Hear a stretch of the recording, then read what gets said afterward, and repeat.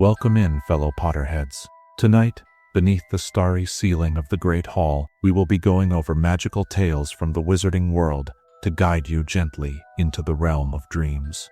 Before we disappear behind the veil of dreams, take a moment to cast your support spell, tap the like button, and join our magical community by subscribing. Also, I'm curious what time it is in your corner of the wizarding world. Whether you're watching from California, Hogsmeade, or London, share your location in the comments below. Your participation will be greatly appreciated and helps our magical community grow stronger. Now, the time for incantations has passed. Dim your lights, find your most comfortable position, and prepare to be transported to the world of witchcraft and wizardry as we begin tonight's magical tales. Chapter 1. The Welcome and the Waves. Let's start the story with a small cottage perched on a windswept cliff, where the sound of crashing waves forms a constant melody against the sturdy walls. Shell Cottage. Even the name itself evokes a sense of sanctuary, does it not? A place adorned with seashells, each one once a home to some small creature of the deep. How fitting that this dwelling would become a sanctuary of its own during the darkest days of the wizarding world. Located on the outskirts of Tinworth in Cornwall, Shell Cottage stands as a testament to wizarding ingenuity in creating places of safety.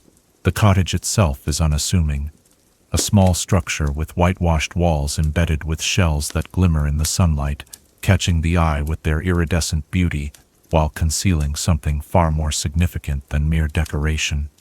If you were to approach from the sea, you might mistake it for an ordinary Muggle dwelling, perhaps the home of a fisherman or a reclusive artist seeking inspiration from the endless horizon where sky meets water. But this is precisely the illusion that Bill and Fleur Weasley intended to create when they established their marital home on this remote stretch of coastline. Imagine yourself walking along the narrow path that leads to the cottage door. The salt-laden breeze tugs at your cloak, and the sound of gulls mingles with the rhythmic percussion of waves against the cliff base. You might notice how the garden, though modest, thrives despite the harsh coastal conditions, a hint that magic nurtures these plants, protecting them just as the cottage protects its inhabitants. As you draw closer, something curious happens. Unless you have been specifically told of this place's existence by the secret keeper, your eyes would simply slide past it, as though there were nothing of interest to see. Your feet would find reason to turn away, your mind suddenly remembering an urgent appointment elsewhere. Such is the first layer of protection that surrounds Shell Cottage, not stone walls or iron gates, but magic far more subtle and effective. The security of Shell Cottage is not merely about keeping unwanted visitors at bay. It represents something deeper, a philosophy of protection that extends beyond physical barriers. It embodies the belief that safety comes in layers, in careful planning, in the wisdom to know that sometimes the most effective defense is to remain unseen. In the uncertain times during the rise of Lord Voldemort, safe houses became crucial lifelines for those who stood against the darkness. But unlike the heavily fortified ancestral homes of old wizarding families, Shell Cottage derived its strength from simplicity and seclusion. Its very ordinariness became its extraordinary defense. Bill Weasley, with his experience as a curse-breaker for Gringotts, understood better than most how to shield a dwelling against dark magic, and Fleur, with her fierce determination to protect those she loved, ensured that the cottage would be not just secure, but also a true home, a place where weary souls could find not only protection, but also comfort. As we explore the many facets of Shell Cottage's security in the chapters to come, we'll uncover how complex magics intertwine with simple human emotions to create a sanctuary that would, in the final days of the Second Wizarding War, prove vital to the ultimate defeat of Lord Voldemort. The story of Shell Cottage reminds us that sometimes the most powerful magic is not found in grand castles or ancient relics, but in modest dwellings made extraordinary by the intention and care of those who inhabit them. For what is security, truly, if not the creation of a space where one can feel at peace, even as storms rage beyond the walls? As the fire crackles beside us, and the evening draws in. Consider this. What kind of sanctuary would you create in a world filled with danger? Would you choose towering walls and visible strength? Or would you, like Bill and Fleur, find power in seeming ordinariness, in a beauty so natural that it hides in plain sight? Chapter 2. Shells and Stone. Against the storm. The wind-swept cliffs of Cornwall have always held a certain magic, even to Muggle eyes. Imagine standing atop one such cliff, where the land makes its final defiant stand against the endless assault of the sea. It is here, against this dramatic backdrop, that Shell Cottage makes its humble yet dignified appearance in our tale. Unlike the grand architectural statements of wizarding structures such as Hogwarts Castle or the Ministry of Magic, Shell Cottage embraces a quieter form of magical design. Its walls, though seemingly ordinary from a distance, reveal their uniqueness upon closer inspection. Hundreds of seashells, from delicate whorled periwinkles to broad, flat scallops, are embedded within the whitewashed exterior, creating a mosaic that shifts and glimmers as the coastal light plays across its surface. This is no mere decorative choice. In wizarding architectural tradition, shells have long been associated with protection and warding. Ancient magical communities along coastlines worldwide recognized the inherent defensive properties of these natural structures. Just as a shell's primary purpose is to shield the vulnerable creature within from the harsh elements and predators of the sea, so too do these shells contribute to the cottage's protective enchantments. The cottage itself is modest in size, a central living area with a small kitchen, 2 bedrooms, and an attic space that can be converted for additional guests when necessary. The windows, though appearing ordinary to the casual observer, are crafted of glass that has been tempered with spells that render them nearly unbreakable. These windows are positioned to maximize the natural light, while minimizing exposure to anyone who might observe from a distance. The chimney, which releases the smoke from the hearth where we now sit, has been charmed to disperse the smoke in a pattern indistinguishable from the coastal mist, ensuring that even this telltale sign of habitation blends seamlessly with the natural elements of the landscape. Let us consider the strategic wisdom in the cottage's placement. Positioned on the edge of a cliff, it eliminates the possibility of approach from the seaward side, except by magical means, and even then, powerful wards discourage arrival by broomstick or apparition directly onto the property. The narrow path that winds up from the beach below is visible from the cottage windows, allowing inhabitants to observe any approach well in advance. To the landward side, the cottage is shielded by a small copse of wind-bent trees and hardy coastal shrubs. These create a natural boundary that has been subtly enhanced with magical barriers. What might appear to a casual observer as merely a tangle of brambles and gorse could, in fact, detect and impede unwelcome visitors. The garden that surrounds the cottage serves both practical and protective purposes. Fleur Weasley, drawing on her knowledge of both French and English magical herbology, cultivated plants that provide both sustenance and security. Herbs for cooking mingle with those known for their protective properties. Sea kale and samphire, which thrive in the salty conditions, grow alongside wizard's wolfsbane and shielding shrubs, whose properties go beyond their mundane counterparts. Even the stone foundation upon which the cottage rests plays its role in the overall security.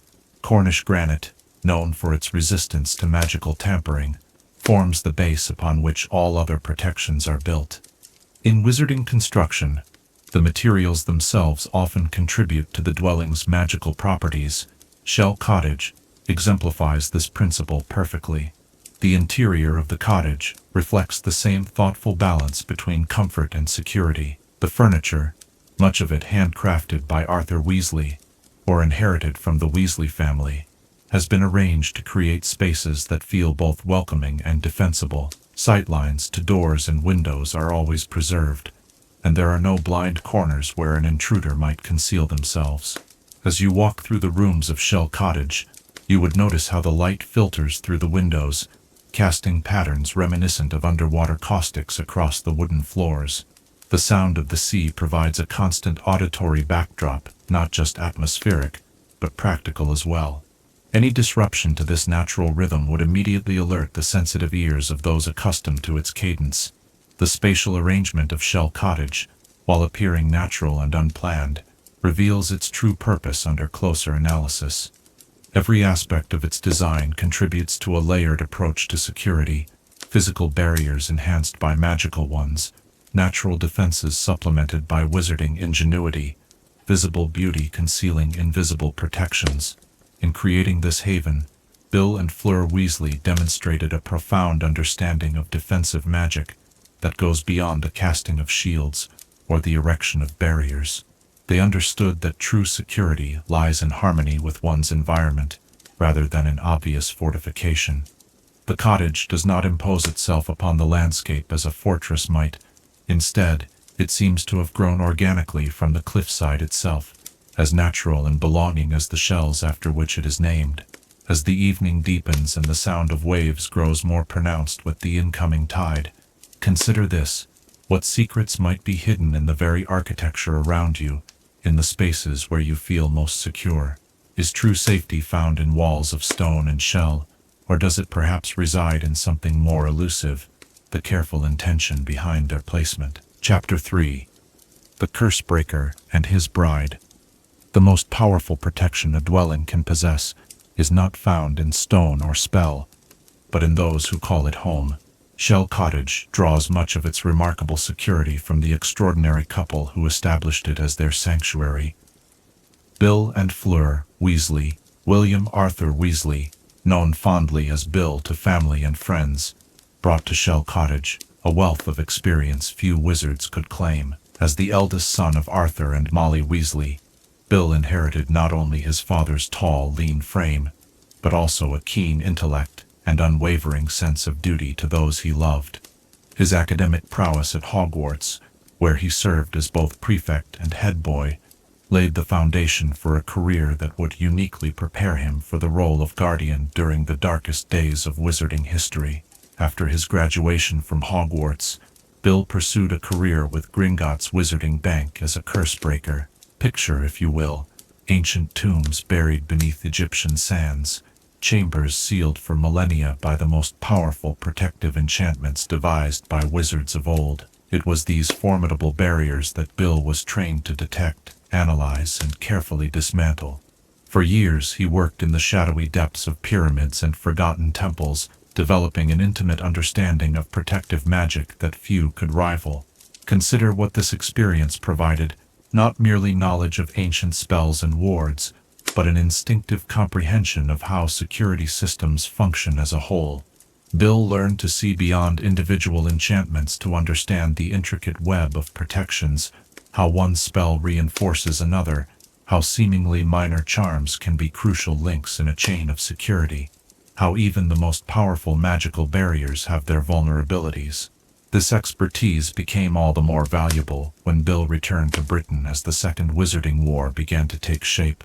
His understanding of protective magic made him an invaluable member of the Order of the Phoenix, and his work at Gringotts provided a perfect cover for Order activities. Fleur Delacour entered Bill's life like a breath of fresh air from distant shores. The Partvila witch from Beauxbatons Academy had first come to Britain's attention during the Tri-Wizard tournament, where her exceptional magical talent was matched only by her striking beauty. But those who dismissed Fleur as merely beautiful greatly underestimated her. Beneath her silvery blonde hair and seemingly delicate appearance lay a witch of formidable determination and courage. Her selection as Beauxbatons champion was no accident. Fleur possessed both exceptional magical ability and remarkable inner strength. She had been raised in the sophisticated wizarding communities of France, where the approach to magic often differed subtly yet significantly from British traditions, providing her with alternative perspectives on enchantments and wards. When Fleur chose to remain in England after the Tri-Wizard tournament, taking a position at Gringotts to improve her English, she demonstrated the first hints of the tenacity that would later prove so essential to Shell Cottage's security. Her decision to pursue a relationship with Bill, despite the initial reservations of his family, further revealed her unwavering commitment once her heart was engaged. The attack on Bill by Fenrir Greyback during the Battle of the Astronomy Tower marked a turning point. Though Bill survived without becoming a true werewolf, the encounter left him permanently scarred. Fleur's reaction, her fierce declaration that she was beautiful enough for both of them, cemented their bond and revealed the depth of her character. Where others might have wavered, her resolve only strengthened. It was shortly after their wedding, a celebration marred by the fall of the Ministry of Magic, that Bill and Fleur established Shell Cottage as their marital home. The timing was no coincidence. As the wizarding world descended into darkness under Voldemort's control, the need for safe houses became paramount. Bill, with his expertise in security magic, and Fleur, with her unwavering courage and determination, were perfectly positioned to create such a haven. Together, they wove the protective enchantments around their new home. Bill's professional knowledge guided the technical aspects, the precise wand movements, the layering of spells in the correct sequence, the subtle modifications to standard protective charms that would make them more difficult to detect and counter. Fleur contributed not only her own considerable magical skill, but also techniques learned in France that might be unfamiliar to British dark wizards. But perhaps more important than their technical expertise was their shared commitment. The most powerful form of the Fidelius charm, the spell that would become central to Shell Cottage's security, requires absolute trustworthiness in its secret keeper. In making Bill the secret keeper for their home, they ensured that the location was protected by not just powerful magic, but by the unshakable integrity of a man who had proven his loyalty time and again. As guardians of Shell Cottage, Bill and Fleur established clear protocols for its use as a safe house. They created systems of identifying friendly visitors, methods of communication that would not be detected, and contingency plans for various scenarios. Their home became not merely a dwelling but an outpost of resistance, a crucial link in the network of safe locations maintained by the Order of the Phoenix. The daily maintenance of these protections fell primarily to Fleur during the periods when Bill was away on order business or fulfilling his obligations to Gringotts. She became the vigilant caretaker, regularly renewing the more transient enchantments and keeping watch for any signs of tampering or surveillance. Her determination that their home would remain a sanctuary never wavered, even as the world around them grew increasingly dangerous. When Shell Cottage received its first refugees, Bill's brother Ron, followed later by Dean Thomas, Luna Lovegood, and others, the true test of Bill and Fleur's guardianship began. Suddenly, they were responsible not only for their own safety, but for the lives of others who had nowhere else to turn. The ease with which they adapted to this role revealed how deeply they had internalized their position as protectors. Fleur, despite her initial reputation for coldness, proved to be a nurturing presence for traumatized arrivals. She tended wounds, prepared nourishing meals, and created an atmosphere of calm normalcy that was perhaps as healing as any spell. Bill, meanwhile, maintained the outer defenses, adjusted protections to accommodate more people, and served as the liaison with other Order members. Together, they transformed Shell Cottage from a simple marital home into something far more significant, a beacon of hope in a landscape of fear, a testament to the power of determined guardianship against overwhelming darkness. In their hands, the modest dwelling on the Cornish coast became a symbol of resistance, not through grand gestures or direct confrontation, but through the quiet, steadfast commitment to providing sanctuary when it was most desperately needed. As our fire flickers and the sound of waves continues its eternal rhythm against the cliffs, consider this: what qualities make a true guardian?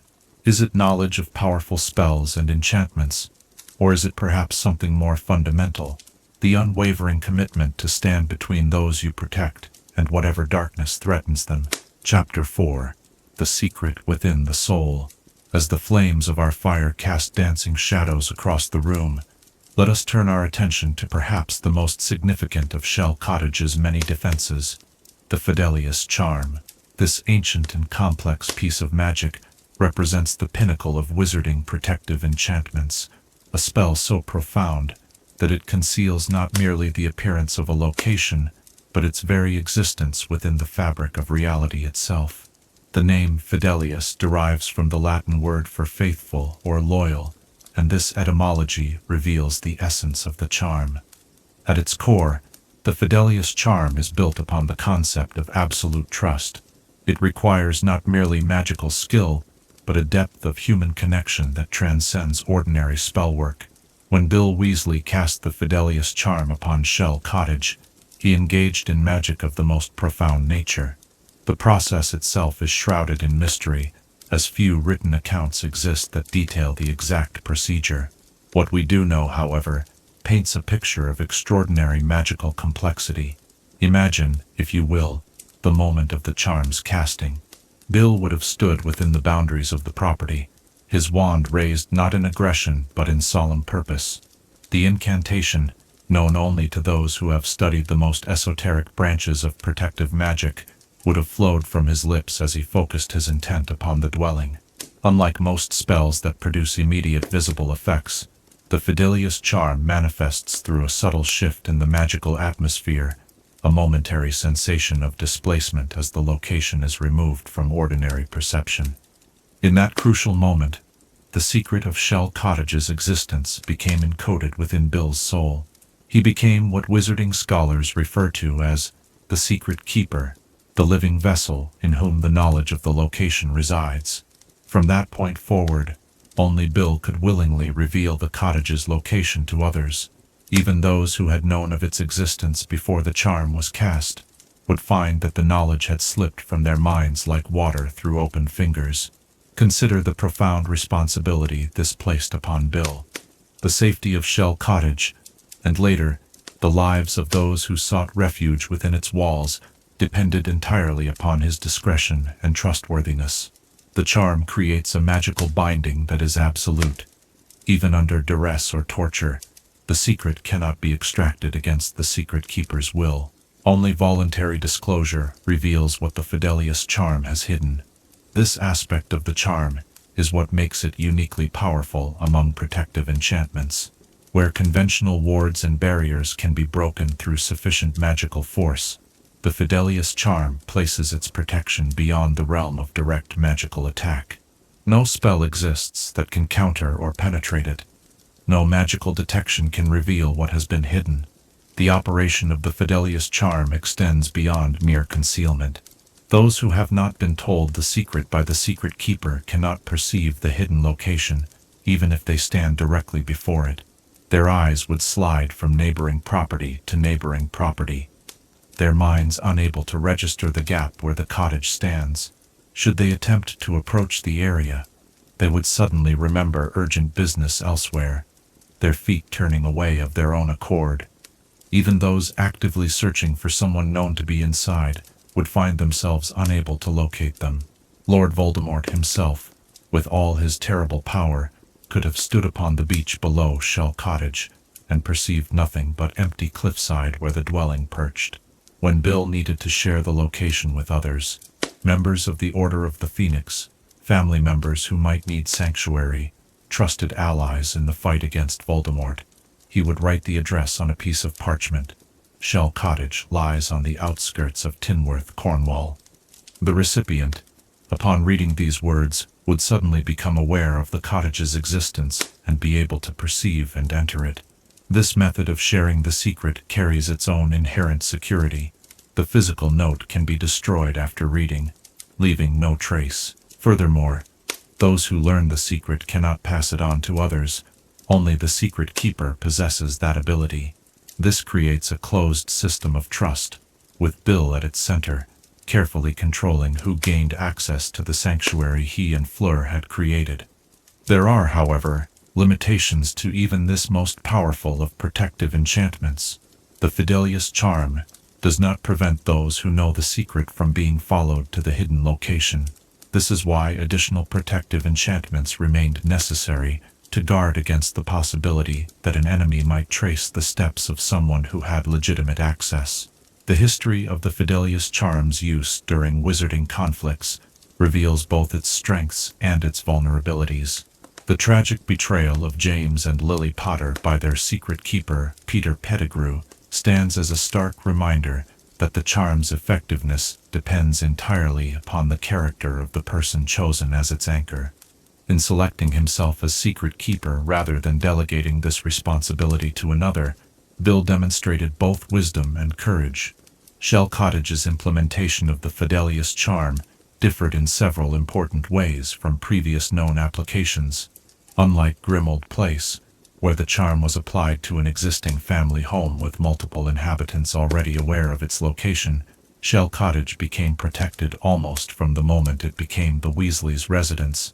This timing allowed for a cleaner, more complete concealment with fewer complications. Additionally, Bill incorporated modifications to the standard charm based on his experience as a cursebreaker. Though the core enchantment remained unchanged, altering this ancient magic would be beyond even his considerable skill. He was able to strengthen its implementation through careful preparation of the cottage itself, by first cleansing the property of any tracking or monitoring spells, and by establishing specific boundaries for the charm's effect that aligned with natural magical lines in the landscape. He ensured the Fidelius charm would take root with maximum effectiveness.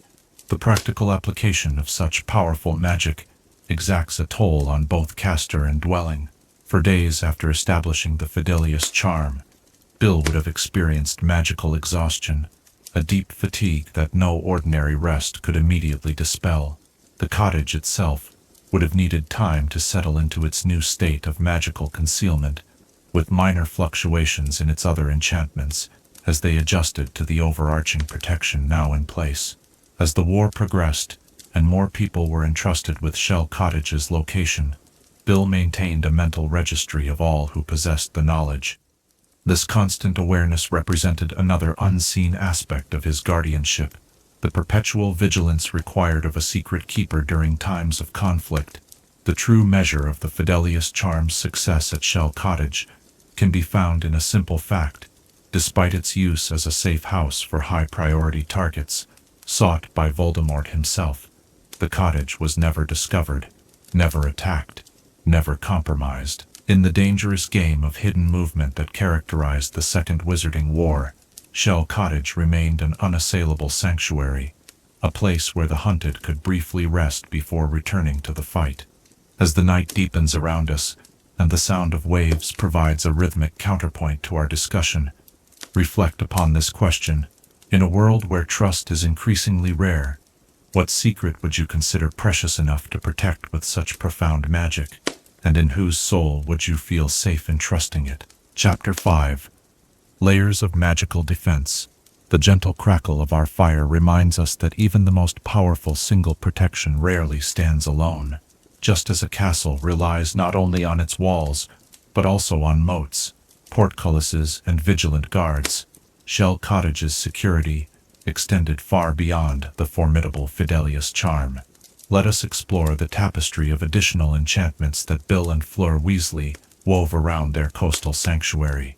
Imagine approaching Shell Cottage as an uninvited visitor might, though of course, without knowledge from the secret keeper, you would not perceive the cottage itself.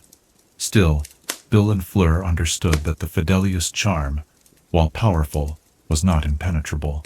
Someone could, theoretically, follow a legitimate visitor to the general area. It was for this reason that multiple layers of magical protection extended outward from the cottage, like ripples in a pond. The outermost layer consisted of Muggle-repelling charms, subtle enchantments that would cause any non-magical person who wandered too close to suddenly remember urgent appointments elsewhere.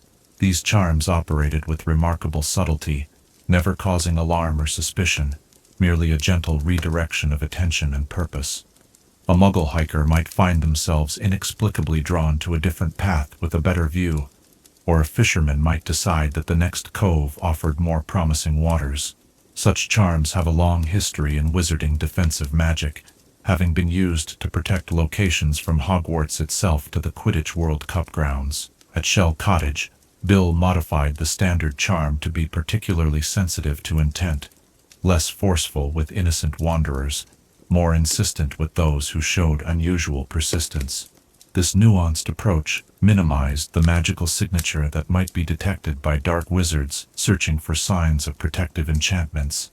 Moving inward, the next layer of protection took the form of intruder detection charms. Unlike more aggressive defensive spells, these subtle enchantments served as an early warning system rather than a barrier. Carefully placed at strategic intervals around the property, these charms would alert Bill and Fleur to any magical presence crossing the boundaries of their land. The beauty of these detection charms lay in their discernment. Through careful calibration, Bill ensured that the alarms would recognize those who had legitimate access to Shell Cottage.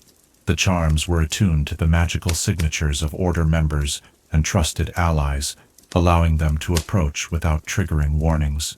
Any other magical presence, however, would cause a distinct sensation, often described as a prickling at the back of the neck, to alert the cottage's residents of potential danger. Closer still to the cottage itself were anti-apparition and anti-disapparition jinxes, preventing any wizard from simply materializing on the doorstep or making a hasty escape from the property. These jinxes created a defined perimeter within which magical transportation was impossible, with one crucial exception. Bill incorporated a modification that would allow emergency departures from a single point near the back door, accessible only to those who knew its precise location. This emergency exit point represented Bill's pragmatic approach to security. While determined to make Shell Cottage as impenetrable as possible, he never forgot that the ultimate purpose of a safe house is to protect its occupants, which sometimes means facilitating a swift retreat when necessary. The immediate surroundings of the cottage were protected by concealment charms of various types, while the Fidelius charm hid the cottage itself from those not privy to the secret. These additional spells obscured activities taking place on the grounds. Smoke from the chimney would dissipate and blend with the coastal mist. Voices in the garden would be muffled and seem to come from much farther away to any listening ears. Lights from windows would appear dimmer, and might be mistaken for reflections of stars on the water when viewed from a distance. Upon the walls of the cottage itself, imperturbable charms created an invisible barrier against both physical intrusion and magical eavesdropping. These charms, similar to those Molly Weasley had used at Grimmauld Place, to prevent Fred and George's extendable ears from functioning, ensured that conversations within the cottage remained private. No listening device, whether magical or muggle, could penetrate this protective envelope. The doorways and windows received particular attention in Bill's defensive strategy. Having encountered ancient Egyptian tomb entrances with curses that had remained active for millennia, he understood that access points are always the most vulnerable parts of any protected space. Each door and window of Shell Cottage was individually enchanted with locking spells far more sophisticated than the simple colloportus taught to Hogwarts students. These locks responded only to the wands of authorized individuals, much like magical fingerprints. Bill and Fleur could enter freely, while others granted access would need to announce themselves through a specific sequence of knocks that changed regularly according to prearranged codes. The windows themselves were reinforced with unbreakable charms, not the simple spell used on everyday objects, but a more powerful variant that Bill had learned during his work with Gringotts. These enchantments made the glass resilient not only to physical force, but also to most magical attempts at breaching them. Within the cottage, additional protections focused on securing specific areas rather than the dwelling as a whole. The bedroom that often served as a sick room for injured refugees benefited from quietening charms that ensured rest would not be disturbed. The small room where Bill kept communications equipment and order documents was protected by enchantments that would trigger magical alarms if anyone but Bill or Fleur attempted to enter. Perhaps most ingenious were the atmospheric enchantments that Bill and Fleur incorporated into their defenses. Drawing on magic, similar to that which creates the enchanted ceiling in Hogwarts' Great Hall, these spells manipulated the immediate weather conditions around Shell Cottage. On nights when Death Eaters were known to be active in the region, a localized mist might descend, reducing visibility. During periods of heightened danger, the natural sounds of the sea might grow temporarily louder, masking any noise from the cottage. These weather modifications were subtle enough to avoid attracting attention from the Ministry's Department of Magical Accidents and Catastrophes, which monitored significant magical interference with natural conditions. Such restraint was characteristic of Bill's approach to security, effective protection that did not draw unwanted notice. The cottage also benefited from less conventional protections. Fleur contributed Vila magic, subtle enchantments rarely practiced in Britain that created slight disorientation in those approaching with harmful intent. Though not as dramatic as the full allure that Vila could project, these protective influences might cause potential attackers to become confused about directions or distracted from their purpose. All these varied enchantments required regular maintenance, a task that fell primarily to Fleur during periods when Bill was away on order business. Some spells, like the anti-apparition jinxes, would hold steady for months without attention. Others, particularly the detection charms, needed frequent renewal to maintain their sensitivity. Fleur developed a methodical schedule for this magical upkeep, treating the cottage's defenses with the same careful attention she might give to a garden of delicate plants. During the darkest days of the Second Wizarding War, when Shell Cottage sheltered multiple refugees, these protections were tested as never before. The increased magical activity within the cottage, from healing spells performed on injured arrivals to the powerful magic associated with Ollivander's wand lore, created fluctuations that required constant adjustments to the protective enchantments. That the cottage remained secure throughout this period testifies to both the skill with which the original protections were established and the diligence with which they were maintained. What made Shell Cottage's defenses truly remarkable was not any single enchantment, however powerful, but the thoughtful integration of multiple magical layers. Like a tapestry, where individual threads create a picture greater than their parts, these varied spells combined to create a security system far more effective than the sum of its components. As the fire dims slightly, and the sound of waves grows more prominent in our awareness, consider this. In your own life, do you rely on a single mighty barrier to protect what you value most? Or have you, like Bill and Fleur, created overlapping layers of security, each complementing and reinforcing the others? Chapter 6. Sanctuary in Darkness. The role of Shell Cottage in the Second Wizarding War transcends that of a mere building with magical protections. As our discussion continues by the warm glow of the hearth, let us consider how this modest dwelling on the Cornish coast became a symbol of hope and resistance during the darkest days of Voldemort's reign. In times of conflict, the concept of sanctuary takes on profound significance. Throughout history, both in the Muggle and Wizarding worlds, safe havens have served as crucial waypoints for those fighting against oppression. Shell Cottage emerged as such a place, not through grand design but through necessity and the courage of those who maintained it. When Voldemort's forces seized control of the Ministry of Magic in the summer of 1997, the wizarding community of Britain found itself transformed overnight. Institutions once trusted became instruments of persecution. Public spaces once considered neutral ground became dangerous for anyone deemed undesirable by the new regime. In this climate of fear, the need for secure locations, places beyond the reach of Death Eaters and Snatchers, became desperate. The Order of the Phoenix, already operating clandestinely since its reformation, had established a network of safe houses throughout Britain. Grimmauld Place had served as headquarters until the death of its secret keeper, Albus Dumbledore, compromised its security. With the fall of the Ministry, many other locations became vulnerable as well, as Death Eaters gained access to previously restricted information about magical dwellings. In this dangerous landscape, Shell Cottage occupied a unique position. Its recent establishment meant it did not appear in Ministry records as a known wizarding dwelling.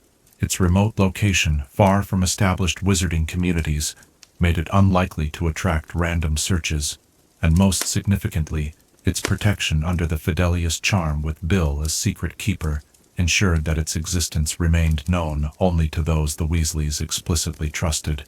Unlike some safe houses that served primarily as temporary stopping points, Shell Cottage evolved into something more comprehensive. a multifaceted outpost of resistance. Consider the various functions it served throughout the war. First and foremost, it provided emergency shelter for those in immediate danger. Ron Weasley found refuge there, after temporarily separating from Harry and Hermione during their Horcrux hunt. Later, it would shelter Luna Lovegood, Dean Thomas, and the Goblin Griphook, after their escape from Malfoy Manor. Each of these individuals would have faced capture or death without the sanctuary Shell Cottage provided. Beyond physical shelter, the cottage served as a recovery center for those who had suffered at the hands of Voldemort's followers. Mr. Ollivander, the Wandmaker, arrived gravely weakened from months of imprisonment. Within the cottage's walls, under Fleur's attentive care, he gradually regained his strength. The quiet rhythm of waves against the cliff, the fresh sea air, and the absence of immediate danger created an environment where healing, both physical and psychological, became possible. Shell Cottage also functioned as an intelligence hub, a place where scattered fragments of information could be gathered and analyzed. Bill's position at Gringotts gave him access to economic indicators, and goblin rumors provided insight into Voldemort's activities. Visitors brought news from different regions of Britain, allowing patterns to emerge that might not be visible to any single observer.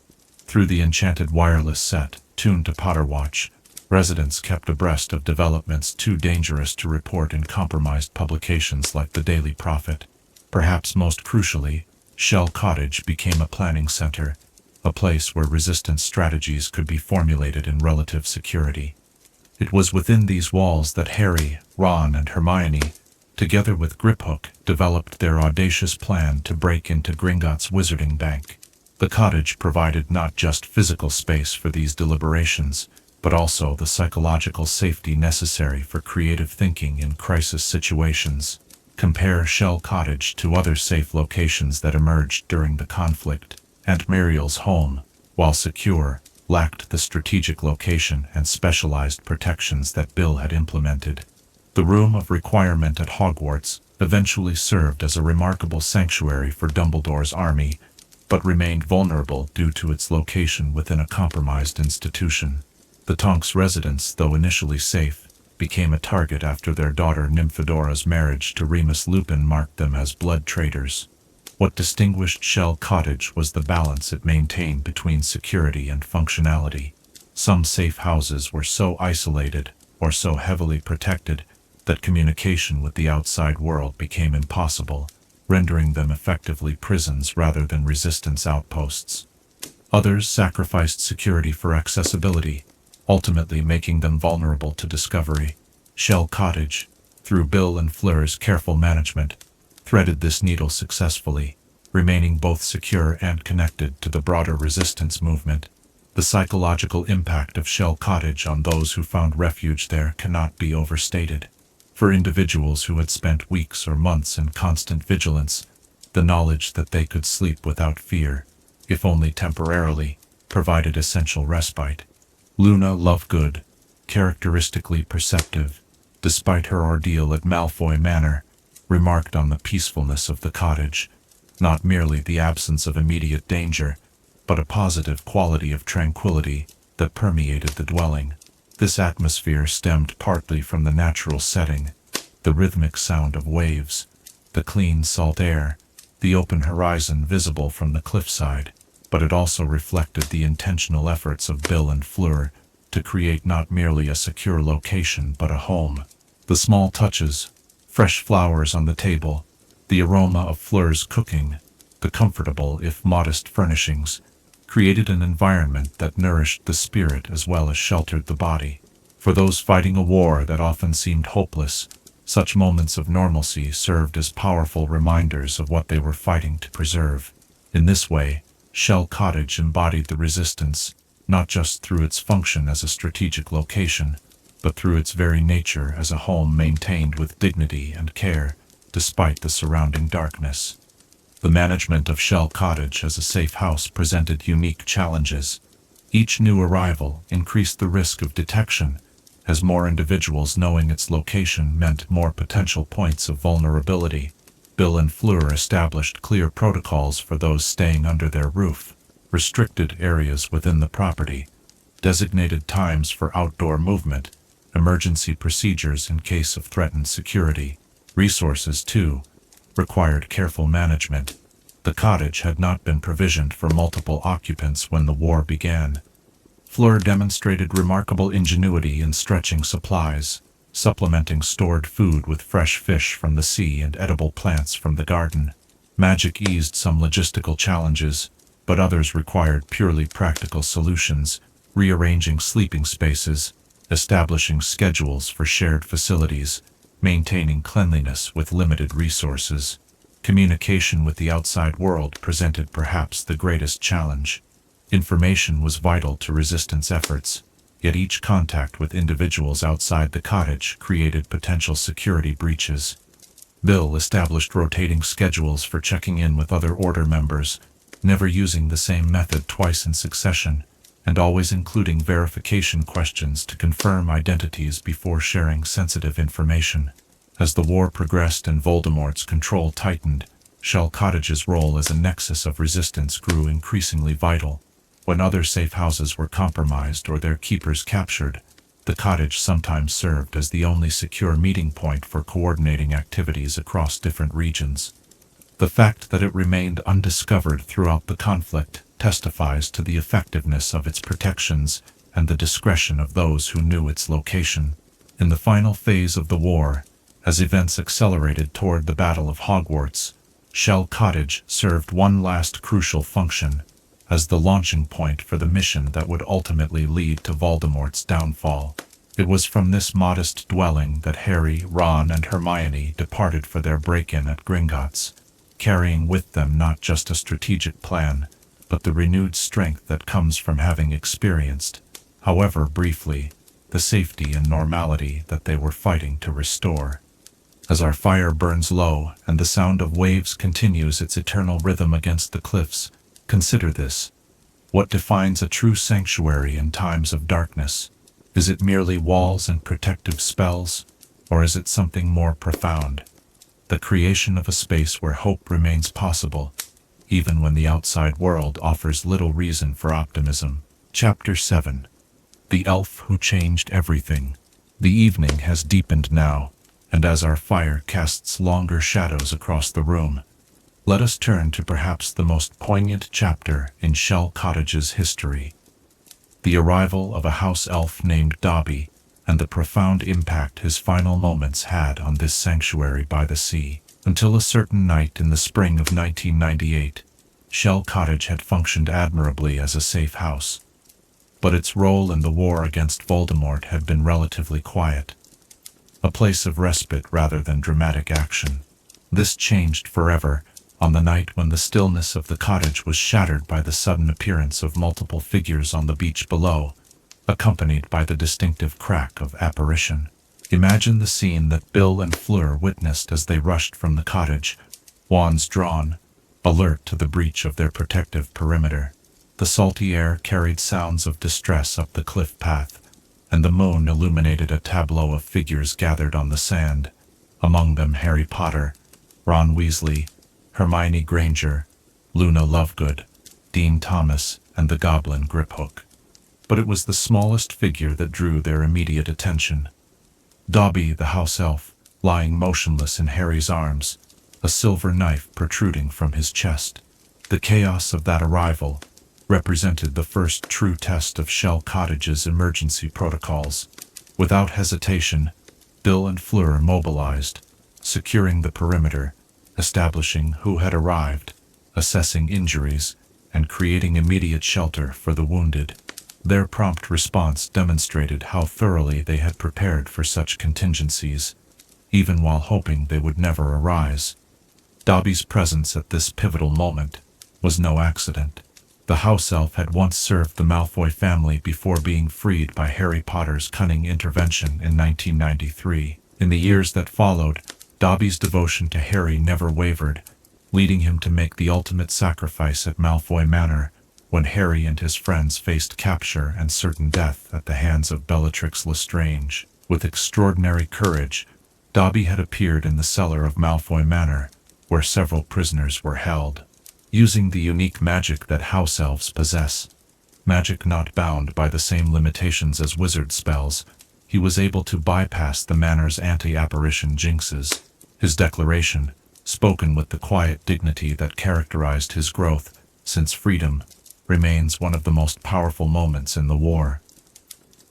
Dobby has come to rescue Harry Potter. In the chaos that followed, as the prisoners attempted escape, Bellatrix Lestrange hurled her silver knife at the disapparating group.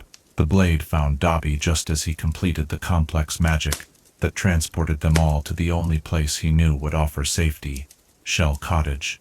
His last act was one of perfect wandless magic, bringing multiple people across great distance to the edge of the cottage's protective boundaries.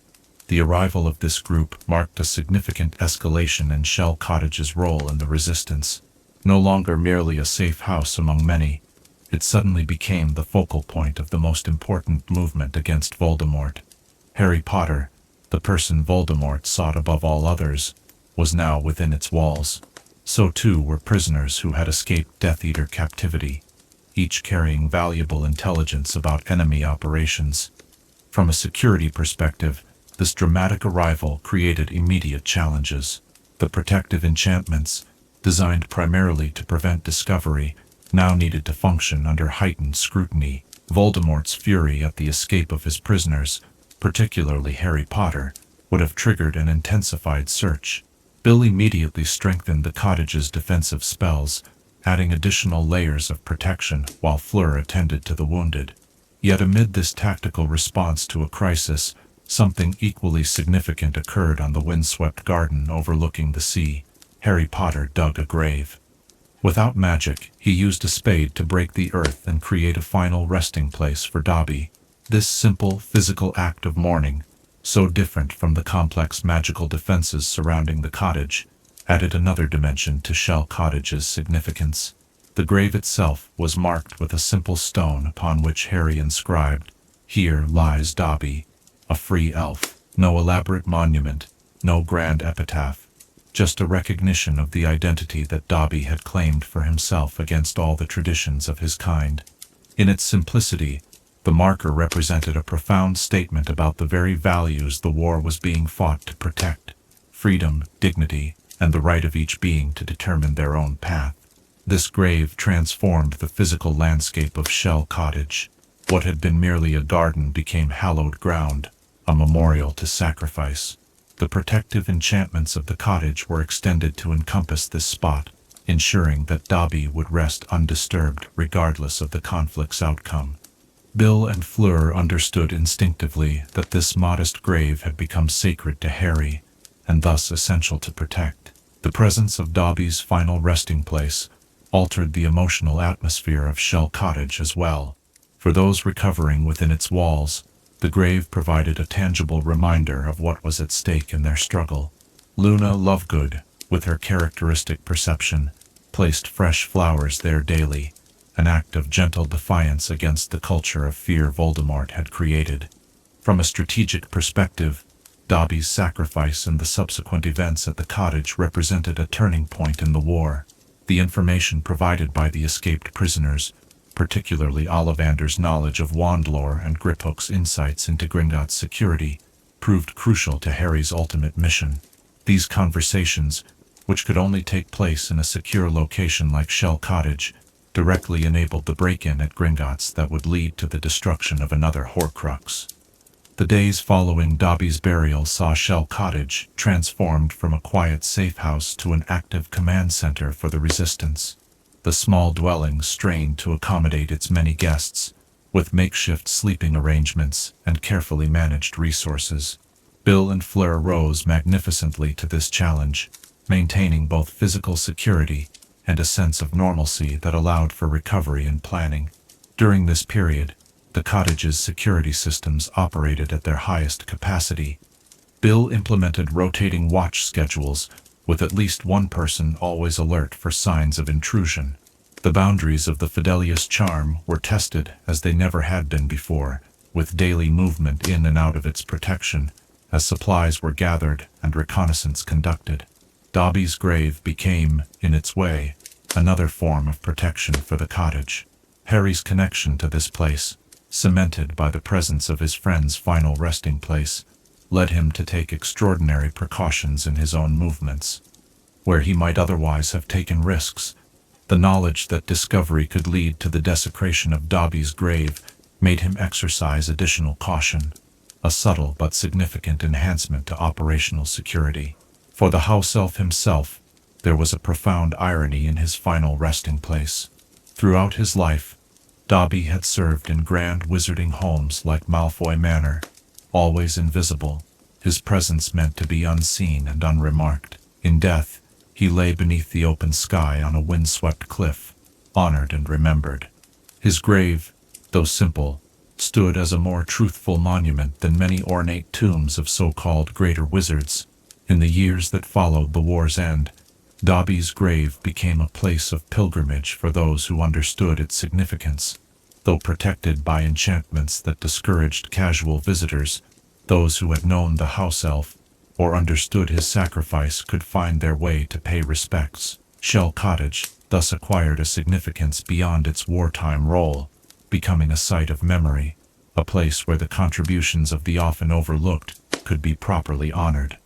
Bill and Fleur, recognizing this importance, adapted the cottage's protections to accommodate occasional visitors while maintaining their family's privacy. The grave remained untouched by the passage of time, protected by subtle preservation charms that ensured the simple marker would endure as long as the cottage itself stood. For Harry Potter, Shell Cottage would always remain linked to this moment of loss and determination. The quiet strength he found there, kneeling on freshly turned earth beneath a star-filled sky, helped form his resolve for the challenges that lay ahead. In this way, the security of Shell Cottage extended beyond physical protection to encompass the spiritual fortification that comes from properly honoring sacrifice. As our evening's discussion continues, and the sound of waves reminds us of that wind-swept shore, consider this. How often do the smallest and seemingly least powerful among us become the linchpins upon which the security of others depends? What might we learn from Dobby's final journey to Shell Cottage about the true foundations of sanctuary in troubled times? Chapter 8. Warmth amidst warfare.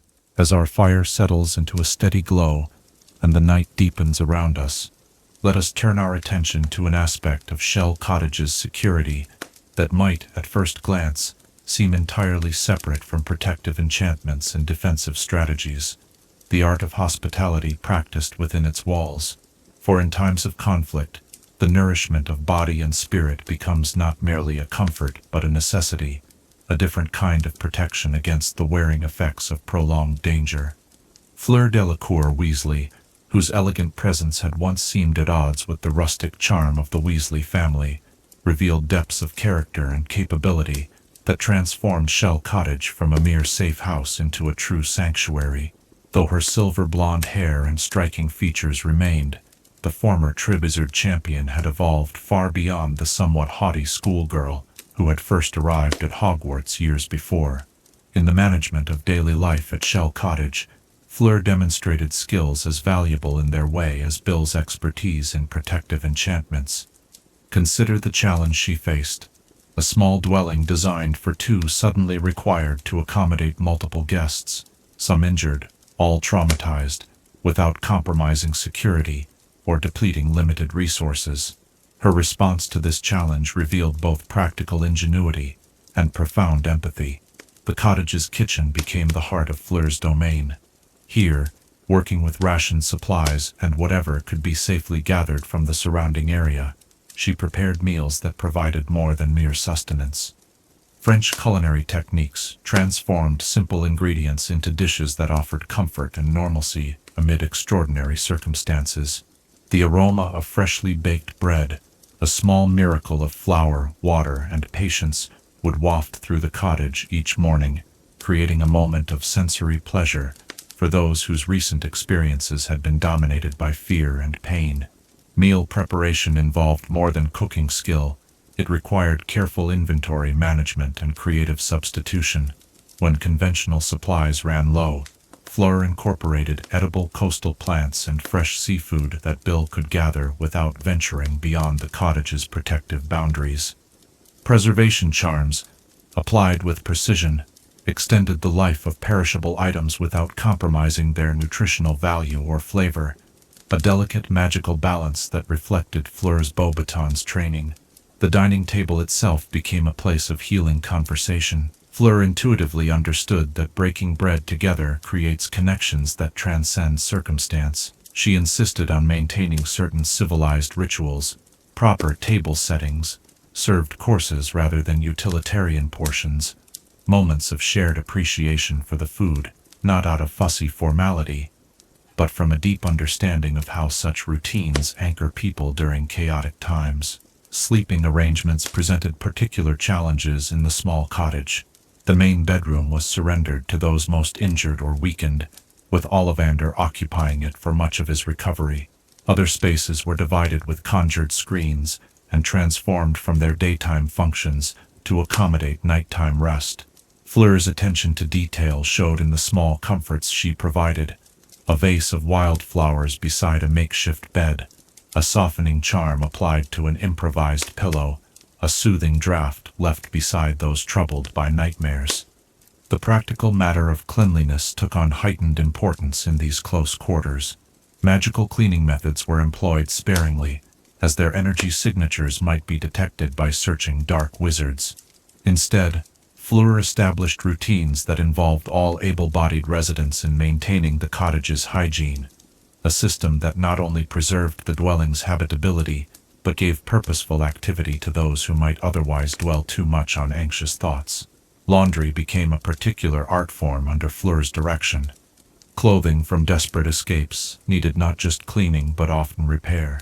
Watching her mend a tear in Luna Lovegood's garment, her wand moving in the precise patterns of specialized household magic, as she simultaneously chatted with the girl about French fairy tales, one witnessed the seamless integration of practical care and emotional support that characterized her approach to hospitality. Medical attention, too, fell primarily within Fleur's domain. Though not a trained healer, she possessed considerable knowledge of restorative magic and herbal remedies.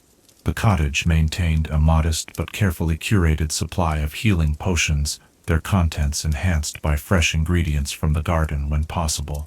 Fleur's treatment of Hermione Granger, suffering after effects from Bellatrix's torture, demonstrated both technical skill in applying healing charms and the more intangible gift of calm reassurance. Communication within the cottage required its own careful management.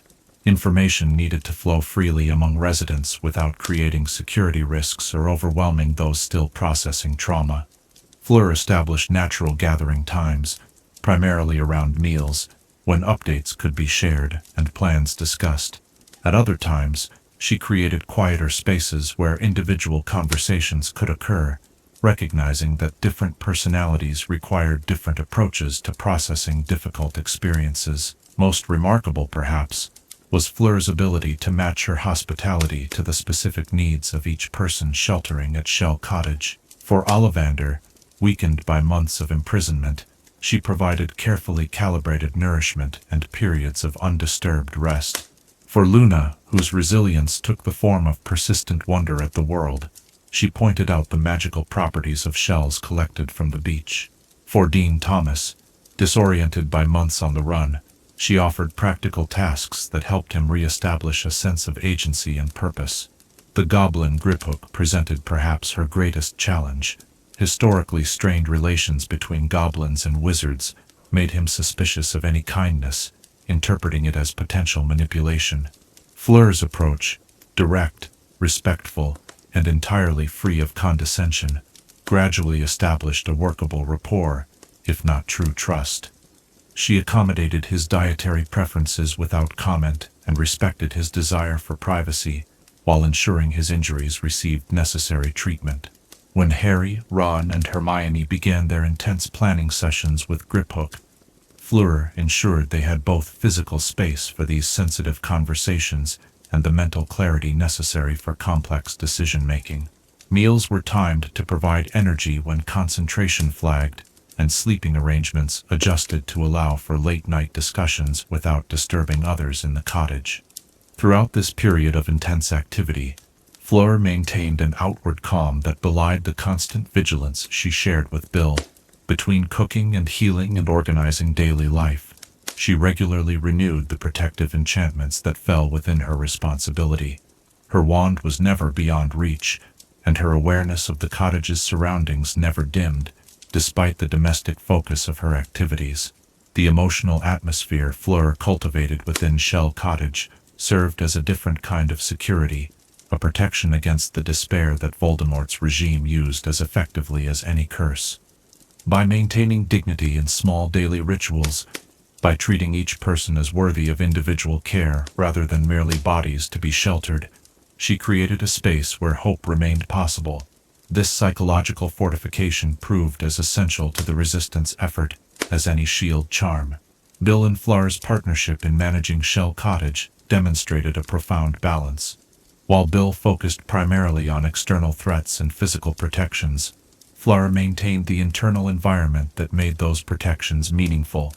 Their complementary approach created a safe house that was truly a home, a place that protected not just lives but humanity itself.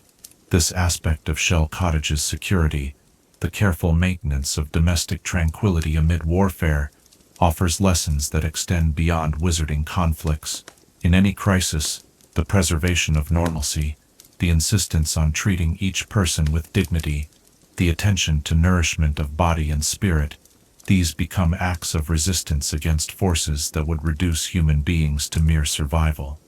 As our evening together continues, and the sound of waves reminds us of that wind-swept cottage, consider this: how might the quiet arts of hospitality practiced within Shell Cottage's walls represent their own form of courage? In what ways does the maintenance of humanity's best traditions, breaking bread together, offering comfort to the suffering, creating beauty in small ways, constitute a defense against those who would destroy all that makes life worth protecting? Chapter 9. Plotting Against Darkness.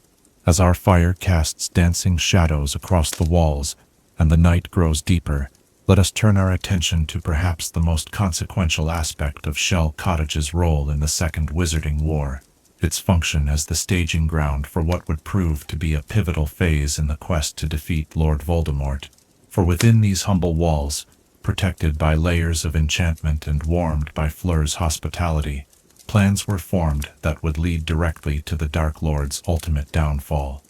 When Harry Potter, Ron Weasley, and Hermione Granger arrived at Shell Cottage, following their harrowing escape from Malfoy Manor, they brought with them not only wounded companions, but also a desperate urgency.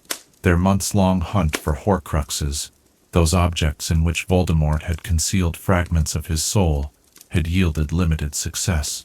They had destroyed the locket of Salazar Slytherin, but the cup of Helga Hufflepuff remained tantalizingly beyond reach, suspected to be hidden within the impenetrable vaults of Gringotts Wizarding Bank.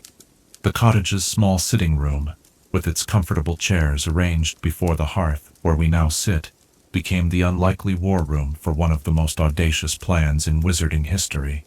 Picture these three young people, none yet 20 years of age, gathered around this very fireplace, speaking in hushed tones long after the cottage's other occupants had retired for the night. The dancing flames illuminated faces etched with determination, despite their obvious exhaustion. What made Shell Cottage uniquely suited for this critical planning phase? Consider first its absolute security. Under the Fidelius charm with Bill as secret keeper, the dwelling offered a rare environment where conversations could occur without fear of eavesdropping by Voldemort's many agents. In a conflict where information had become as valuable as any weapon, this confidentiality proved essential. The cottage also provided something equally precious: time. For months, Harry, Ron, and Hermione had been constantly on the move, rarely able to remain in one location for more than a few days without risking discovery. This perpetual movement had made detailed planning nearly impossible. At Shell Cottage, protected by layers of enchantments that even Voldemort's best trackers could not penetrate, they found a precious respite, not to rest, but to think, to strategize, to prepare with the thoroughness their dangerous mission required. Most crucially, Shell Cottage unexpectedly brought together individuals whose combined knowledge made possible what would otherwise have remained merely a desperate ambition. The goblin Griphook, recovering from his own imprisonment at Malfoy Manor, possessed intimate knowledge of Gringotts' security systems. Ollivander, the Wandmaker, could provide crucial insights into the behavior of wands, knowledge that would prove vital both for the immediate challenge of breaking into Gringotts and for Harry's eventual confrontation with Voldemort himself. Within the cottage's secure confines, these diverse threads of information could be woven together. Imagine the scene: Hermione, her analytical mind racing despite her still healing injuries, questioning Griphook about specific details of the bank's defenses. Ron, the strategist, considering potential problems and alternative approaches. Harry, driven by an urgency none of the others could fully comprehend, weighing risks against necessity. And occasionally, Bill, drawing on his own experience with Gringotts, offering insights while carefully respecting the boundaries Harry had established around their planning. The negotiations with Griphook regarding the Sword of Gryffindor, which the goblin demanded as payment for his assistance, took place in the cottage's spare bedroom, converted temporarily into a sick room. These delicate conversations required absolute privacy, which Shell Cottage provided. The tensions inherent in wizard-goblin relations played out in miniature within these walls, as centuries of mistrust complicated what might otherwise have been a straightforward alliance against a common enemy. Meanwhile, in whispered conversations with Ollivander, Harry gleaned vital information about wand lore, particularly regarding the Elder Wand, which Voldemort had taken from Dumbledore's tomb. These discussions, fragmentary and cautious due to Ollivander's weakened condition, nonetheless provided crucial pieces of a puzzle that Harry would not fully assemble until the final confrontation at Hogwarts. The planning process was not confined to conversations. The small table in the cottage's kitchen became an impromptu drafting board, where rough sketches of Gringotts' known layout were drawn and redrawn as different approaches were considered. Hermione's beaded bag, containing their few possessions and essential magical tools, was carefully inventoried and reorganized to ensure they would have immediate access to whatever might be needed during the heist. Perhaps most importantly, Shell Cottage provided a space where the three friends could speak openly about fears and doubts that could not be voiced while on the run. The constant pressure of survival had left little room for acknowledging the emotional toll of their mission. Within these secure walls, moments of vulnerability became possible, not weakness but the necessary release that allowed for clearer thinking and renewed resolve. The mechanics of the Gringotts' plan came together gradually over days of intense discussion. Hermione would use Polyjuice Potion to impersonate Bellatrix Lestrange, whose vault was believed to contain Hufflepuff's cup. Ron would be disguised through more conventional magical alterations to his appearance. Harry and Griphook would travel beneath the invisibility cloak, each step of their entry into the bank, descent to the high-security vaults, and potential escape routes were methodically considered. What made this planning process remarkable was not just its audacity, but its thoroughness. In the relative security of Shell Cottage, they could anticipate obstacles and develop contingencies in a way that had been impossible during their months on the run. The cottage provided not just physical space for planning, but a psychological environment where focused thought could replace the reactive mode that had characterized much of their previous journey. The cottage also offered practical resources that proved invaluable. Bill's expertise with curse breaking, though not directly involved in the planning, influenced the approach to magical barriers they might encounter. Fleur's skill with healing magic ensured that Hermione recovered sufficiently to undertake her crucial role. Even the cottage's modest library contained reference works that Hermione consulted regarding specific magical defenses they might face. As the plan took final shape, Shell Cottage witnessed another kind of preparation, the mental steeling necessary before such a dangerous undertaking.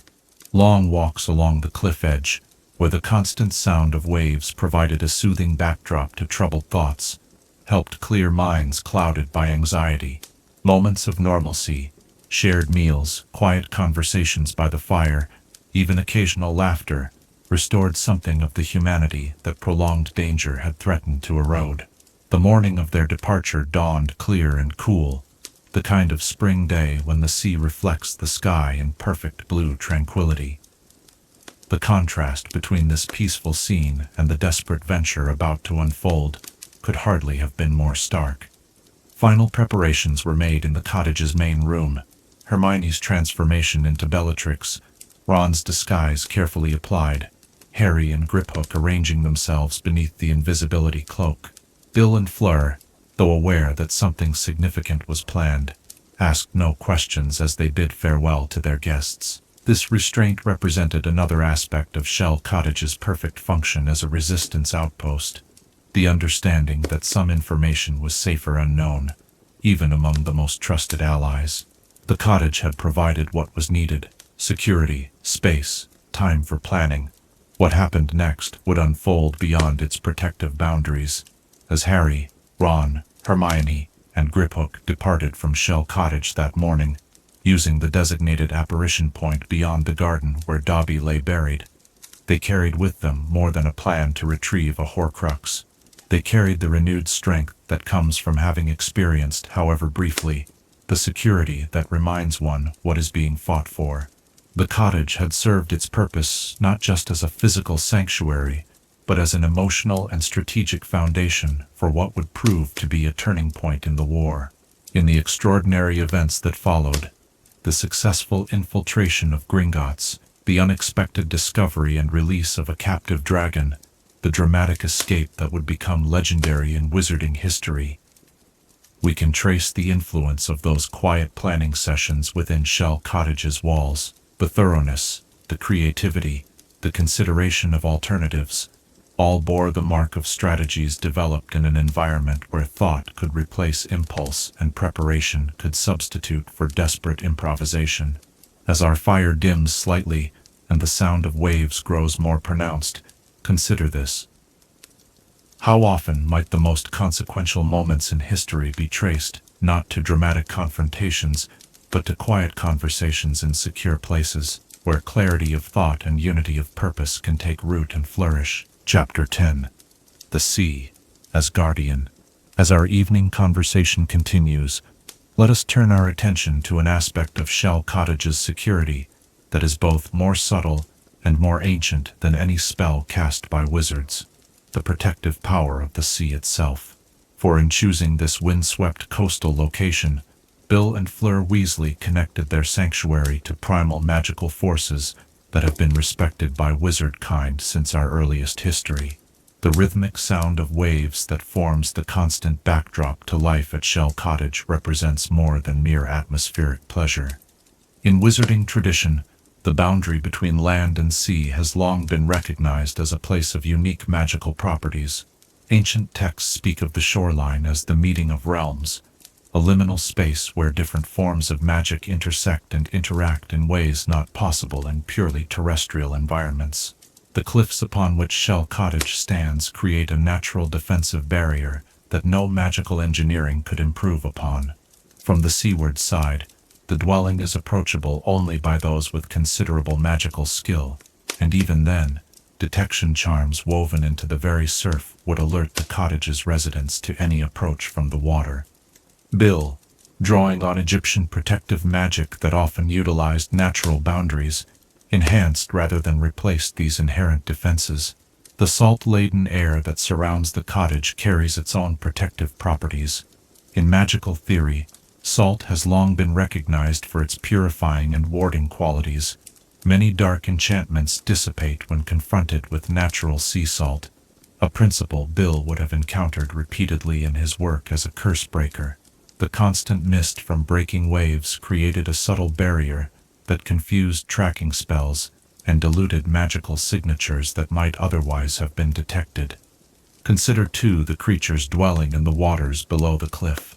Though primarily inhabited by mundane marine life, the coastal waters of wizarding Britain host several magical species whose presence would have contributed to Shell Cottage's security. Plimpies, though generally harmless, are sensitive to dark magic and would display agitated behavior that a watchful eye could interpret as an early warning system. More significantly, the deeper waters offshore were known to occasionally host merpeople, whose ancient magic, while different from wizard kinds, creates ripple effects that interfere with certain tracking enchantments. Less benign magical marine creatures also provided inadvertent protection. The presence of grendulos in the deeper waters discouraged underwater approach by all but the most determined intruders. These water demons, with their long, brittle fingers and sharp teeth, are territorial creatures that attack indiscriminately, a natural deterrent requiring no maintenance from the cottage's defenders. The tides themselves were incorporated into Shell Cottage's protections. Bill, demonstrating the innovative thinking that characterized his approach to security, created tide-dependent enchantments that strengthened and receded with the natural rhythm of the sea. During high tide, when the water reached closest to the cottage's boundaries, certain protective spells would intensify, drawing power from the surging waters. This variable defense made the cottage's magical signature less predictable and thus more difficult for enemies to analyze and counter. We must also consider the historical precedents that likely informed Bill's approach to coastal defenses. Throughout wizarding history, coastal locations have featured prominently as magical strongholds. The ancient fortress of Azkaban, before its conversion to a prison, was originally established on a North Sea island precisely because of the natural magical protections afforded by its marine setting. The legendary School of Atlantis, whose existence remains debated among wizarding historians, supposedly utilized oceanic magic as its primary defense. More relevant to Shell Cottage, perhaps, were the coastal wizarding communities of Cornwall itself. Dating back to Merlin's era, Cornish wizards developed specialized protective magic that worked in harmony with the sea rather than attempting to shield against it. These traditions, preserved in regional magical practices, would have been available to Bill through his family connections. His great-aunt Muriel was known to possess several rare texts on regional magical traditions. Fleur's contribution to this aspect of Shell Cottage's defense should not be overlooked. The magical education at Beauxbatons includes more comprehensive study of elemental magic than its Hogwarts equivalent, particularly regarding water elements. French magical tradition has long recognized the Vila affinity for water magic, and Fleur's partial Vila heritage gave her intuitive understanding of how to work with rather than against the marine environment. Together, Bill and Fleur created enchantments that intertwined with the natural magic of their coastal setting. The shells embedded in the cottage walls weren't merely decorative. Each one had once been home to a living creature of the sea, and each retained a trace of that oceanic essence. Collectively, they formed a complex matrix that amplified the protective influence of the nearby waters. This integration of natural and wizarding magic manifested in practical ways throughout the cottage's defensive system. The boundary where protective enchantments were anchored followed not a geometric perimeter, but the natural contours of the land, strongest where it aligned with the cliff edge. Certain protective spells were timed to renew themselves with the changing of the tides, drawing power from the momentary surge of natural magic that accompanies these transitions. The garden, too, reflected this harmonious approach to security. Salt-tolerant magical plants with protective properties were cultivated in patterns that complemented rather than resisted the marine influence. Sea lavender, whose purple blooms appear mundane to Muggle eyes, but possess significant magical properties when grown in wizard soil, created a subtle perimeter that discouraged casual trespass. Gillywort, traditionally used in underwater breathing potions, was planted where spring tides occasionally reached, creating a magical marker that strengthened boundary enchantments. Weather played its role in this integrated defense as well. The storms that frequently batter the Cornish coast, far from compromising Shell Cottage's security, actually enhanced it in several ways.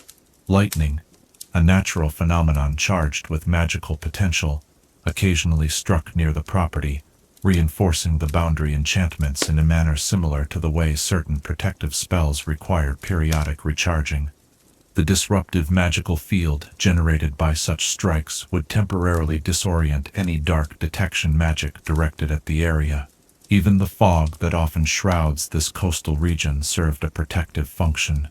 Natural sea fog has long been known to interfere with certain forms of magical scrying and detection. Bill enhanced this natural property with subtle charms that made the occasional fog bank around Shell Cottage particularly impenetrable to magical as well as physical observation. The birds that frequent the cliff face, gulls, cormorants, and occasional magical species like cliff climbers, provided another layer of security. While not deliberately enlisted as sentinels, their natural wariness meant any unusual approach to the cottage would likely disturb them, creating visible and audible warnings that alert residents could interpret. Bill reportedly developed a habit of glancing toward the cliff edge whenever the normal pattern of bird calls shifted suddenly. Water itself, that most magically receptive of elements, formed the foundation of Shell Cottage's marine defenses. The well that provided the cottage's fresh water was enchanted with protective spells that extended through the groundwater to create a subtle magical perimeter. Water drawn from this well carried traces of these protective enchantments, which is why tea made at Shell Cottage was noted by visitors to have particularly restorative properties. A fact Fleur utilized intentionally in caring for injured refugees. For wizarding folk attuned to such subtleties, arriving at Shell Cottage by approved means would involve sensing these layered marine protections as a series of gentle transitions, the slight resistance of crossing the outer boundaries, feeling something like walking against a gentle current, followed by the sensation of being gradually accepted into a protected space, culminating in the warm welcome of the cottage itself. The cumulative effect of these marine-influenced protections was a defensive system uniquely suited to its environment, less rigid than conventional magical fortifications, but ultimately more resilient. Like the cliff upon which it stood, Shell Cottage's security bent with the magical equivalent of wind and wave, rather than standing inflexibly against them, preserving its essential integrity through flexibility rather than unyielding strength. As our fire flickers lower, and the sound of waves seems to grow more prominent in our awareness, consider this: what might we learn from Shell Cottage's harmony with its marine environment about the broader relationship between wizarding security and the natural world? Is our greatest protection found in imposing our will upon our surroundings, or in the more subtle art of aligning our magic with the ancient powers that were old when wizardkind was young? Chapter 11. Peace returns to the cliffside. As the embers of our fire glow softly in the hearth, let us turn our attention to Shell Cottage in the days, months, and years following the Battle of Hogwarts, when the purpose of its extraordinary security shifted from protection against imminent danger to preservation of both privacy and memory. For even in peacetime, this modest dwelling on the Cornish coast would retain its significance, though in ways its creators might never have anticipated. The morning after Voldemort's defeat found Bill and Fleur Weasley still at Hogwarts, among the survivors taking stock of their losses and beginning the long process of healing. Shell Cottage stood empty for the first time in many weeks, its rooms still bearing the subtle marks of its role in the war: a hastily pushed-aside chair in the sitting room, a teacup left on a windowsill, beds still rumpled from their last occupant's hurried departure. When the couple finally returned home, stepping through the cottage door with the weight of both victory and grief heavy upon them, they faced a question that confronted many who had established wartime measures: what aspects of their security should remain, and what could now be relinquished. Some decisions were obvious: the more aggressive protective enchantments, those designed to actively repel or incapacitate intruders, were carefully dismantled. Bill, with his meticulous approach to magical security, removed these layers one by one, much as a curse-breaker might deactivate the protections around an ancient tomb. Each spell was unwoven with precision, ensuring no residual magical energy remained that might interact unpredictably with the cottage's remaining enchantments. The Fidelius charm presented a more complex consideration. Its purpose during wartime had been clear: absolute concealment from Voldemort and his followers. In peacetime, such complete invisibility might seem unnecessary, yet the charm offered ongoing benefits beyond security: privacy from both the wizarding and muggle worlds, protection of the sanctity of Dobby's grave, and a buffer against the inevitable interest that would attach to any location associated with Harry Potter's journey. After careful deliberation, Bill and Fleur chose to maintain the Fidelius charm with an important modification. Rather than keeping knowledge of the cottage restricted to a small circle of those who had needed shelter there, they gradually expanded the list of those entrusted with its location. Family members were the first additions, ensuring that Shell Cottage could resume its intended role as part of the extended Weasley family's network of homes. The practical implementation of this transition required careful magical work. Each time Bill, as secret keeper, shared the cottage's location with someone new, the magic of the Fidelius charm adjusted, not weakening but expanding to accommodate this additional trusted individual. The core protection remained intact while its application evolved to suit peacetime needs. Other defensive measures underwent similar transitions. The boundary alerts that had once signaled potential danger were recalibrated to simply announce the arrival of visitors. Anti-apparition jinxes were modified to allow designated arrival points for family and friends, while maintaining protection against unauthorized magical transportation. Concealment charms on the garden were partially lifted, allowing the natural beauty of the coastal setting to be visible while still preserving privacy. As these adjustments proceeded, Shell Cottage gradually transformed from a fortress to a home, though one that retained more protective enchantments than most wizarding dwellings. The security that remained was less about defense against dark wizards, and more about creating a peaceful sanctuary where Bill and Fleur could build their life together after years of conflict. The cottage's interior reflected this evolution. Rooms that had been hastily converted to accommodate refugees returned to their intended purposes. The spare bedroom, which had housed Ollivander during his recovery, became a proper guest room for family visits. The small study where Harry, Ron, and Hermione had planned the Gringotts break-in was transformed into a comfortable reading room filled with books in both English and French. Yet certain spaces retained their connection to wartime events, not through explicit preservation, but through the subtle imprint of memory. The kitchen table where desperate plans had been formulated over cups of strong tea remained unchanged, though now it hosted family dinners and casual breakfasts. The window seat where Luna Lovegood had often sat, contemplating the sea during her convalescence, became Fleur's favorite spot for reading on rainy afternoons. Most significant was the garden overlooking the sea, where Dobby's grave remained as a permanent memorial. Far from attempting to minimize this solemn marker, Bill and Fleur incorporated it respectfully into the landscape. Protective enchantments specifically focused on this site were maintained at full strength, ensuring that the final resting place of the house elf, who had saved so many lives, would remain undisturbed. The grave itself evolved from a simple marker to a place of quiet pilgrimage. Harry Potter visited regularly, sometimes alone, sometimes accompanied by others who had known Dobby. Luna Lovegood, on one of her returns from her magizoological expeditions, planted special everlasting flowers around the stone, blooms that changed color with the seasons but never faded. These magical plants formed a living boundary that gently discouraged casual approach, while enhancing the site's serene dignity. As the years passed, Shell Cottage's significance in wizarding history became more widely recognized, creating new security considerations. Historians and those curious about the war occasionally sought access to this site where crucial events had unfolded. Bill and Fleur developed a measured response to such interest, neither completely secluding themselves nor allowing their home to become a public memorial. For those with legitimate scholarly interests, carefully supervised visits were occasionally permitted.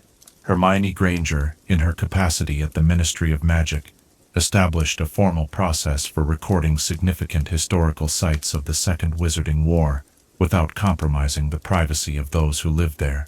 Shell Cottage was documented in these official records, but with protections limiting the information available to the general public. The birth of Bill and Fleur's first child, Victoire, named in celebration of the anniversary of Voldemort's defeat, marked another evolution in the cottage's security needs.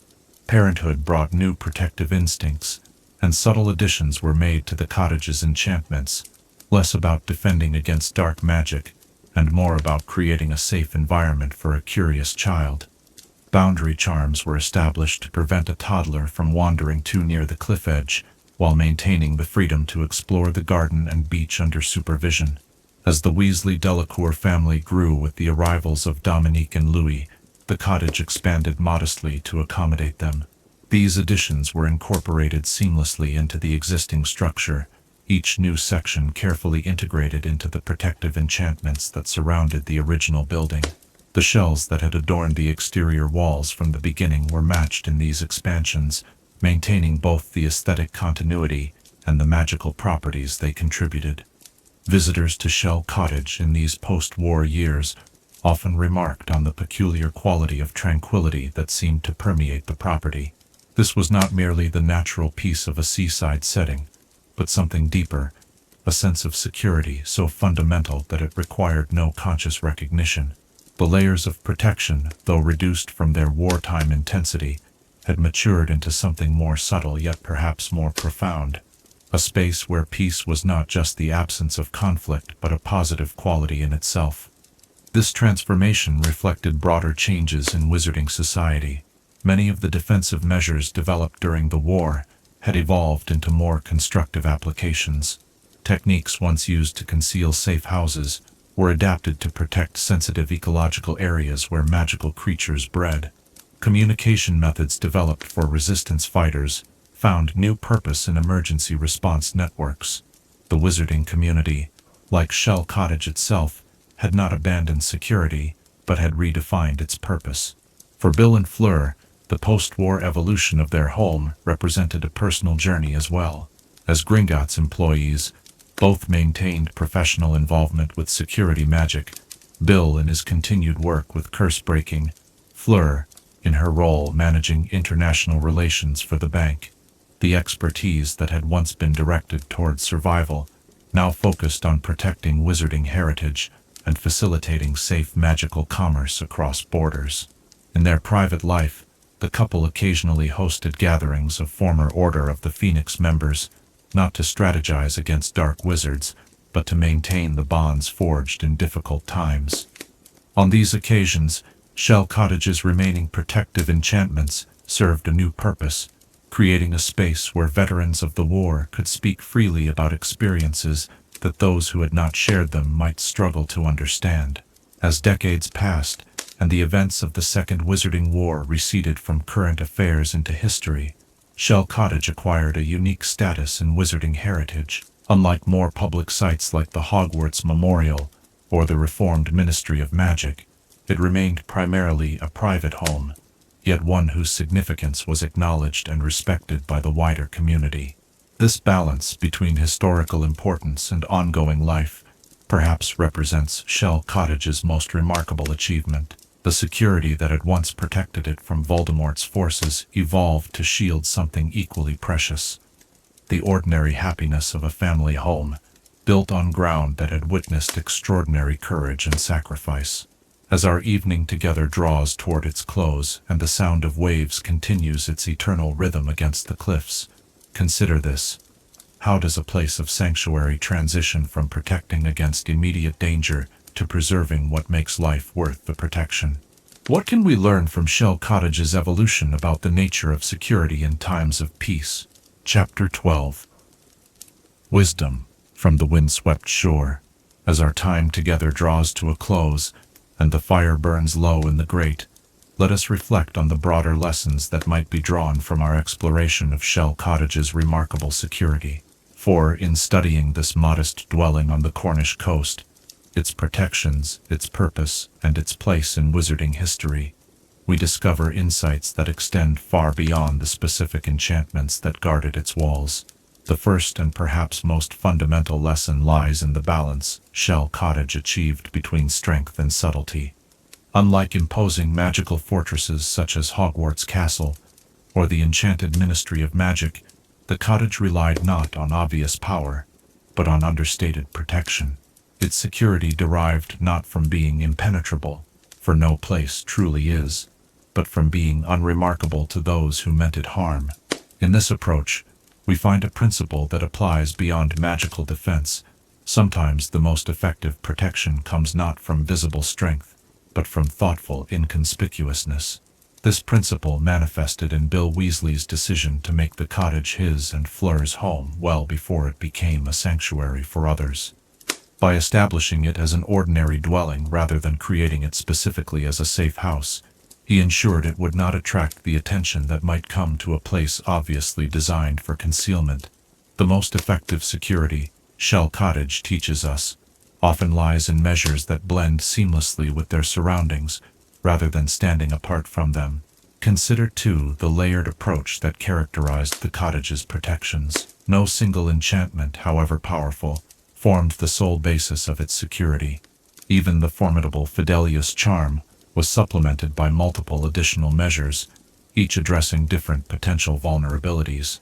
This redundancy ensured that failure of any single protection would not compromise the whole, a principle recognized in both magical and Muggle security design. The cottage reminds us that true security rarely rests on a single solution, no matter how impressive it might seem. Perhaps more subtle, but equally important, was the attention paid to psychological as well as physical protection. Shell Cottage offered not merely walls and wards against external threats, but an environment deliberately crafted to restore those who sheltered within it. Fleur's careful cultivation of domestic tranquility represented an understanding that security encompasses more than mere survival. It includes the preservation of those qualities that make survival meaningful. This holistic approach reminds us that safety exists in multiple dimensions, a fortress that protects against physical harm, while allowing psychological devastation ultimately fails in its purpose. Shell Cottage succeeded because it sheltered the whole person, body and spirit alike, offering not just protection from danger, but restoration from its effects. The cottage also demonstrates the vital importance of adaptability in effective security. Throughout its service as a safe house, its protections were constantly adjusted to meet changing circumstances, strengthened when high-value targets sheltered within, modified when different threats emerged, recalibrated as the war progressed. After Voldemort's defeat, this adaptability allowed its transition from wartime fortress to peacetime home without losing its essential character. In this flexibility, we see a sharp contrast to rigid security systems that fail when confronted with unexpected challenges. Shell Cottage's defenses evolved organically in response to specific needs, rather than adhering to a predetermined template. Bill and Fleur continuously evaluated and adjusted their protective measures based on direct experience rather than abstract theory, a pragmatic approach that proved its worth repeatedly throughout the war. The cottage further illustrates the power of security that works with rather than against its environment. By incorporating natural elements, the cliff, the sea, the weather, into its protective strategy, Shell Cottage achieved protection that was both more effective and more sustainable than purely artificial defenses would have been. This harmony with its surroundings made the cottage's security not an imposition upon the landscape, but an extension of it. This principle extends beyond magical defense to any context where security is a concern. Solutions that respect and utilize the existing properties of their setting generally prove more resilient than those that attempt to override them. Shell Cottage's integration with its coastal location reminds us that the most elegant security often builds upon what already exists, rather than replacing it entirely. Consider, too, the role of human factors in the cottage's effectiveness as a sanctuary. The technical aspects of its magical protection, however sophisticated, would have meant little without the wisdom, discretion, and courage of those who maintained them. Bill's expertise in curse-breaking and Fleur's determination to create a haven within secure walls were as essential to the cottage's success as any enchantment. This human dimension reminds us that security ultimately depends on people, their knowledge, their judgment, their commitment. The most elaborate protective systems can be compromised by human error or indifference, while relatively simple measures, properly implemented and maintained by dedicated guardians, can provide remarkable safety. Shell Cottage's success owed as much to Bill and Fleur's unwavering vigilance as to the specific spells they employed. The cottage also offers insight into the ethical dimensions of security. Unlike many magical protections designed primarily to harm intruders, Shell Cottage's defenses focused on concealment, detection, and deflection rather than punishment. Even at the height of the war, when the stakes could not have been higher, its protections remained proportionate, sufficient to their purpose without descending into unnecessary cruelty. In this restraint, we see security guided by moral principles rather than mere effectiveness. The cottage protected those within its walls without becoming a threat to innocent outsiders who might accidentally approach its boundaries. This ethical framework reminds us that how we protect ourselves reveals much about what we value and what we are willing to sacrifice for safety. Perhaps most poignantly, Shell Cottage demonstrates the relationship between security and memory. After the war, when immediate danger had passed, the cottage retained its protective enchantments in modified form, not just for practical privacy, but to preserve the significance of what had occurred there. Dobby's grave remained carefully guarded, an acknowledgement that some memories require not just remembrance, but active protection. This aspect of the cottage's legacy suggests that security sometimes serves purposes beyond physical safety. In maintaining certain protections even in peacetime, Bill and Fleur recognized that places of historical significance deserve safeguarding not just for those who live there now, but for those who might seek understanding in the future. Security, in this context, becomes a form of stewardship, the preservation of meaning as well as matter. As we conclude our exploration of Shell Cottage, one final lesson emerges. True security creates not isolation, but connection. Though heavily protected during the darkest days of the war, the cottage never became an island unto itself. It remained linked to the broader resistance effort, serving as a node in the network that ultimately defeated Voldemort. After peace returned, this principle continued, as the cottage maintained its place in the extended Weasley family, while gradually opening to those with legitimate reasons to visit. Its security evolved to facilitate appropriate connection rather than preventing it entirely, a reminder that protection which completely severs relationship ultimately defeats its own purpose. We secure what we value precisely because we wish to remain in relationship with it. Shell Cottage stands in wizarding history, not as a fortress, never breached, nor as a monument to magical might, but as a testament to security, thoughtfully conceived and compassionately implemented. Its effectiveness stemmed not from overwhelming power, but from the wisdom that guided its creation and the love that infused its purpose. In its story, we find not just techniques of magical protection, but deeper truths about what it means to create genuine sanctuary in a dangerous world. As the last embers of our fire fade and the sound of waves continues its eternal rhythm against the distant cliffs, consider this. What aspects of Shell Cottage's approach to security might you incorporate into your own life's sanctuaries?